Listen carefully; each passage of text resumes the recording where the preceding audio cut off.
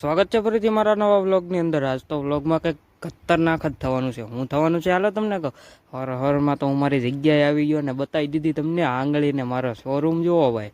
અને હવારમાં મમ્મી 10 રૂપિયા આપી દીધા। હું કહા તો કે મોરસ લેવા જવાનું છે, મોરસની બનાવવાનું છે શરબત। પછી તો મોરસ લઈને આવીને બનાવી નાખ્યું શરબત ને પછી તો કે મમ્મી ફટાફટ બનાવતો। મેં તો હલાવવાનું કરી દીધું ચાલુ।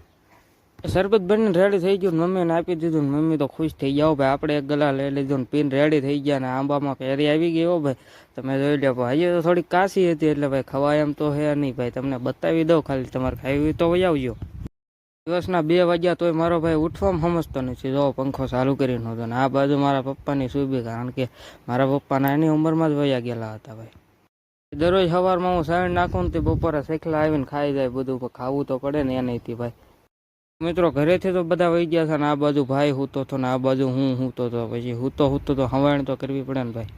આંબા છે અમારા ઘરે, 2 આંબા કેરી છે પણ પાકલ નથી, સકલા બોલે તો નકરા સકલા જ બોલે નકરા।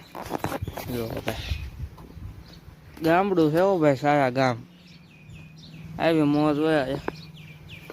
જો ભાઈ આયા હૂતા છે કરણભાઈ।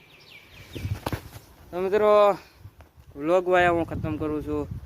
લાઈક શેર સબસ્ક્રાઈબ કરતા જજો। બાકી તો મળીએ કાલે નવા વ્લોગમાં। ત્યાં સુધી જય માતાજી, જય